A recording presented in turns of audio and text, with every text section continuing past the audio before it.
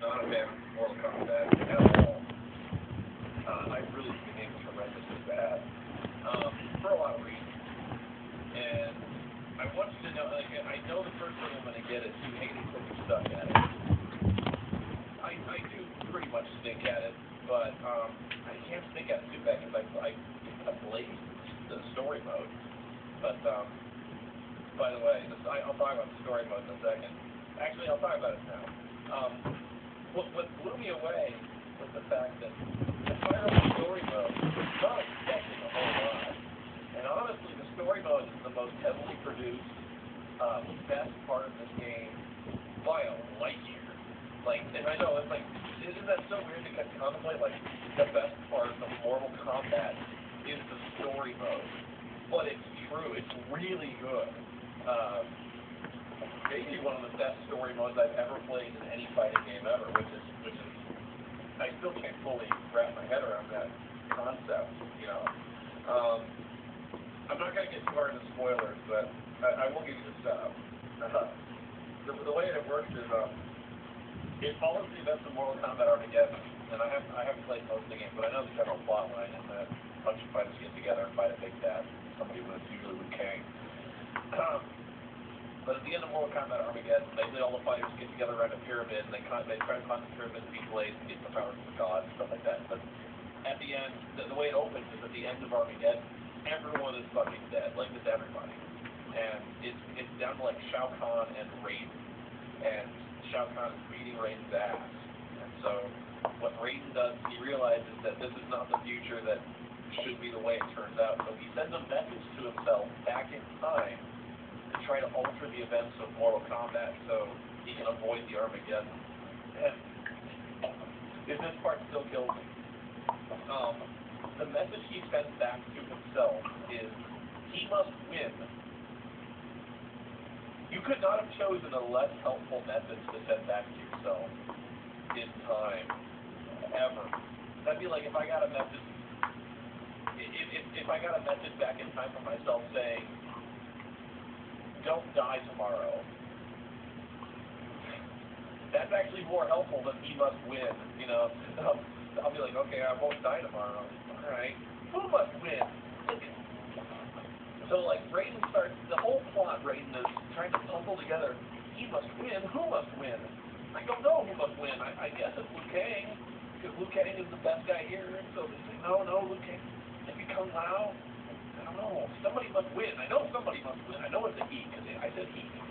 But it's like the least helpful thing. And then when he was sending his message back, he couldn't have said, like, it's still pulling him out of it, but he couldn't have said, like, Baraka must win. He couldn't have thought, Night Wolf must win. No, he must win. Fuck. But, my own complaints aside, it really does feel like, it's a great story mode, where, like, it's almost like you're playing through the events of the Mortal Kombat movie, where you start out as Johnny Cage. Johnny Cage is by far really funny, by the way. Johnny Cage is really, really good. He's my guy, if you don't know. But you're playing the movie, you get to play through, like, basically probably about half the character, which is a good thing and a bad thing, because it's a good thing in that you get to get familiar with a bunch of the different characters, which you need to get familiar with them. But it's a bad thing in the sense that you're also being forced to learn a new character every half hour, you know? Pardon me. And you get to play some characters you wouldn't necessarily think you could play with. Like, the story follows Cyrax for quite a while, and then you get to follow Striker. Actually, Striker's one of my favorite characters, which you wouldn't think that, but yeah, he is. But yeah, it's actually a very well done story mode, and by the end it starts throwing you some curveballs. Not in terms of storyline, but it starts to expect really wacky things out of you. Like, it keeps throwing you in handicap matches. So, it's kind of fun to do a handicap match every once in a while, but then it starts getting really sadistic with the handicaps. Like, you have to fight Goro and Kintaro in a handicap match with Sub-Zero. And you're like, nah. And the last boss, Shao Kahn at the end, is supremely annoying. And if possible to beat him, I did it. I actually did it surprisingly fast. But that's not to credit myself in any way. You just have to learn to beat Shao Kahn to fight like a complete pussy. You know? just spams the shit out of your teleport move, and what kills me is Shao Kahn, he basically no-sells your move. Like, he doesn't take any damage except immediately after throwing an attack. So it's almost like you're playing Mike Tyson's Punch-Out after a bastion, where you're just trying to dodge the attack and kind of stick and move. So, but you're playing a very unmoral combat type game by that point, and you're stuck with free. I fucking hate free. So yeah, but story mode is fantastic, and if nothing else, it's worth a rental just so you can play through the story mode, because it's kind of like, it's almost like a sequel. It's a better sequel to the movie. You know, it's almost like if you were going to make a movie for Mortal Kombat, what's it, Armageddon, the sequel, you'd rather just watch this. You'd rather watch the story mode to this. It's that good. But now for the bad. Again, I haven't seen what Joe said, but I know he's very positive on it. And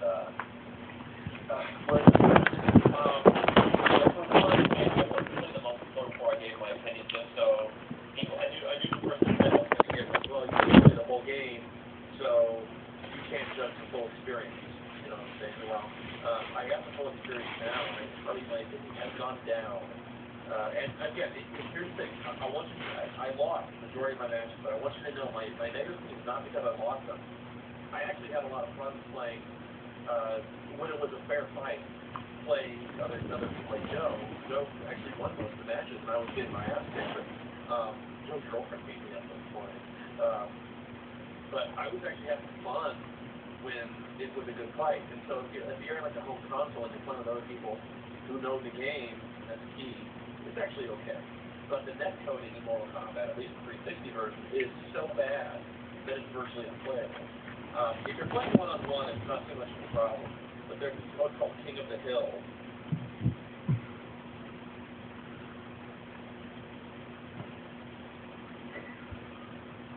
Baylor, still free. How did you do that? Hotel doors don't work that way. I don't know.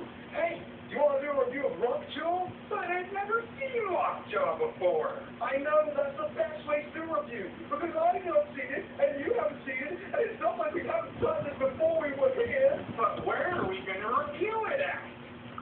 I was thinking no.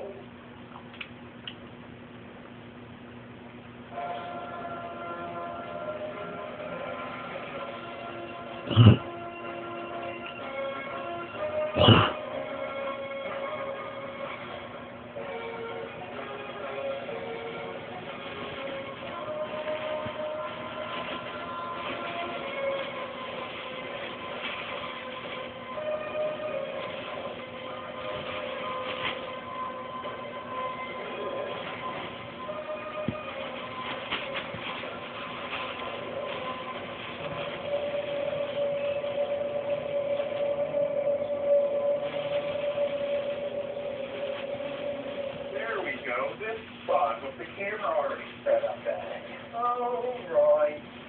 See, this movie looks like it's going to be great, you know, because it's got DMX and a giant snake. How could that possibly go wrong? I mean, the boss even says that it outdoes the Anaconda movie. I didn't love the Anaconda movie. And John Wayne crushing it one way. DMX with a rocket launcher, motherfucker. Films, no doubt inspired by DMX's rap sheet. You know what's the really funny thing, famous? DMX isn't even in it that much, even though he's top bill. You can't bring that up yet, Selfie. You have to be surprised at the end that he wasn't in it that much. Oh well, even though the movie tells us it's starring DMX, it's apparently starring every other actor in it as well. And I love it when films are starring and vice versa.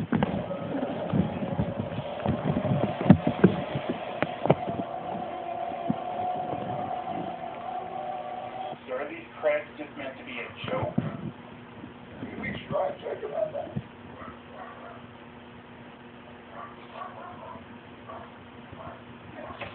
Next voiceover. Well, here's a joke. The alternate title for this movie is DMX Carnivorous.